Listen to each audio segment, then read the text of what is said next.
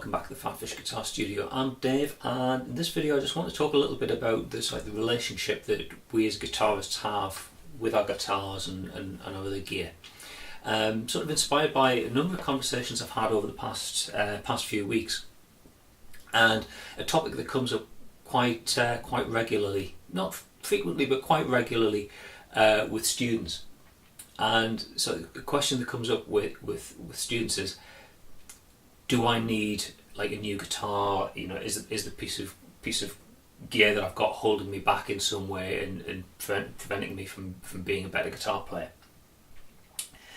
And guitar players, like some other types of people, we do tend to obsess a little bit about gear. You know, is this guitar got the features that I need? Is it holding me back in some way?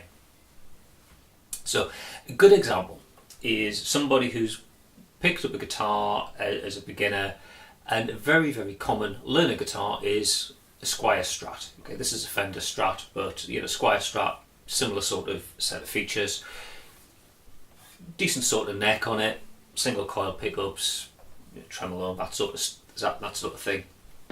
And somebody's getting into playing guitar and they actually want to play more like shred guitar. So big difference between something like a Stratocaster like this and like a shred guitar, so like a Ibanez RG, something like that.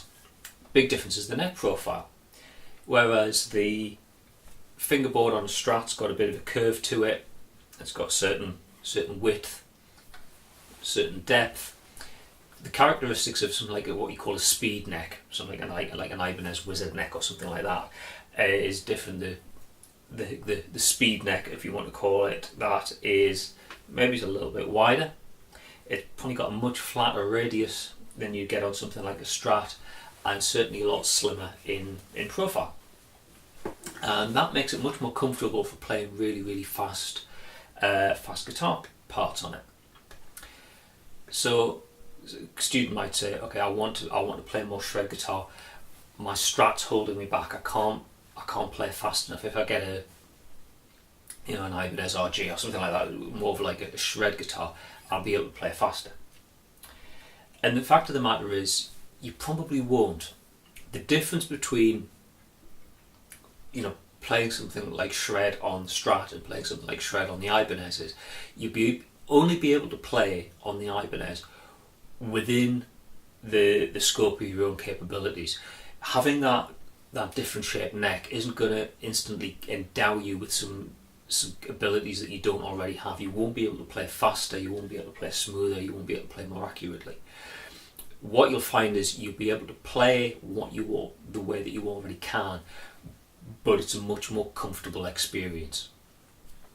You might squeeze maybe a tiny bit of extra speed or something out of it because of that comfort, but it's not going to give you some ability that you don't already have, and that's an important thing. People think they can sort of like shortcut time spent practicing and time spent studying by buying a piece of guitar gear that will sort of give them some ability, and the fact of the matter is it won't. You might feel more comfortable with it, but my advice to anybody is work on your technique with the guitar that you've got to hand, and only when you think you've reached kind of the limit of what you can do, then perhaps move on to, well, what feature do I think I need in a guitar, and then consider upgrading your gear. You're kidding yourself if you think you can sort of like buy a piece of gear that'll give you a skill or an ability. My advice to people is, if you've got the money to spend on the guitar, keep it, put it in the bank, let it earn a bit of interest, whatever. Spend some time becoming a better guitar player, and then use the money that you got in the bank to buy yourself a new guitar almost like as a reward to yourself for studying and practicing and getting better. Or spend some of that money on tuition. Go to a one-to-one guitar tutor, Skype lessons, even if you don't have a local guitar tutor to hand, and invest some time and some money in becoming a better guitar player with the gear that you've got. sometimes having a piece of gear might inspire you in a particular way. I mean, you could be looking around the studio here saying, well, Dave, why do you need all these different guitars? Well, they do give me something like every guitar I've got has something about it that another guitar in my collection doesn't have. You know, I've got 2 Strats. I've got this Fender Standard Strat. I've got that USA Standard. I've twiddled around with the wiring on that, but they're both stock pickups and they have fundamentally different sounds. I've done a video. If you have a look in the information section down there, I'll put a link to it, where I did sort of a shootout between the Mexican Strat and the American Strat, and even with stock pickups there's a big difference in sound. Interestingly though, when you look at the comments in the on the YouTube video, quite a few people actually prefer the sound of the cheaper pickups in the Mexican guitar over the more expensive pickups in the American guitar. It's all about taste, but the 2 guitars give me different sounds. Likewise, I've got a Telecaster there, has a particular Telecaster sound. I've got a couple of rock guitars like my Thompson and my Williams Evo, have particular characteristics or sounds or feel to them that kind of inspire me in some way. So having a guitar that inspires you is kind of part of it. You know, there's days I walk into the studio and I just feel like playing a particular style of music, and there's a guitar that I will go for, and I'll feel very comfortable playing it, and in some way it'll inspire me to be creative and come up with new licks or compose new stuff or whatever. So there's that sort of intangible inspirational thing, but it's not that by having that guitar it allows me to do something that I couldn't do otherwise at a technical point of view. I was having a chat with a friend of mine just last week, and he's built up quite a collection of guitars, and he's probably got more than he can justify having at the minute, and he's kind of looking to weed out a few to sell on. And he said to me, just out of curiosity, he said, what do you think are like the best guitars in my collection? And so, well, on paper it was this one and this one, and they're sort of like the better guitars. But it says, for me, if you were to say, okay, you can have any guitar out of the collection, there was actually something probably a bit more modest, mid to high price, rather than super expensive Fender Custom Shop or anything like that. But they're just good, solid guitars that if I had them, I would enjoy playing them. They would inspire me. I would play the living shit out of them. But in terms of features, they're nothing special. It's got a particular vibe to it. So when you're looking at buying a new piece of gear, the most expensive guitar is not necessarily the one that's going to inspire you the most. I mean, I've got a guitar. It's in a case over there. It's a beaten up Squier Strat, 1985 Squier Strat. It's had a few modifications done to it, new pickups. It's got a Floyd Rose on it. It's been refinished, but it's still the most comfortable guitar to play. In terms of pound value, it's it's a very, very low cost guitar compared to some other ones I've got or I've played, but it inspires me way more than some other guitars do. It's just got some character to it. So if you think you want a new guitar and you think more expensive is better, not necessarily. You might get a better sound. You might get a particular feature that you wouldn't get on a cheaper guitar. But at the end of the day, it's when you pick up that guitar and play it, if it feels right for you, whether it's a high cost guitar or a low cost guitar is not the issue. It's whether that's a guitar you're going to want to play and you're going to want to create with and compose, and it's going to inspire you in some way.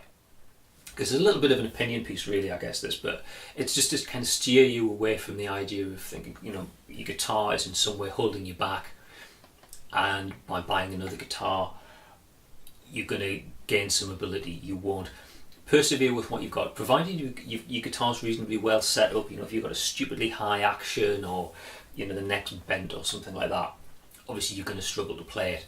But a decent guitar that's set up properly and holds tune, it's enough for you to practice and get to the best of your abilities, and then you can think about buying new equipment. In fact, I remember there's a kid I used to teach years and years ago, It's actually one of the first students I had when I started doing private tuition. And he came from a fairly well-off family, and he wanted to play guitar, so his parents had bought him the best guitar they could.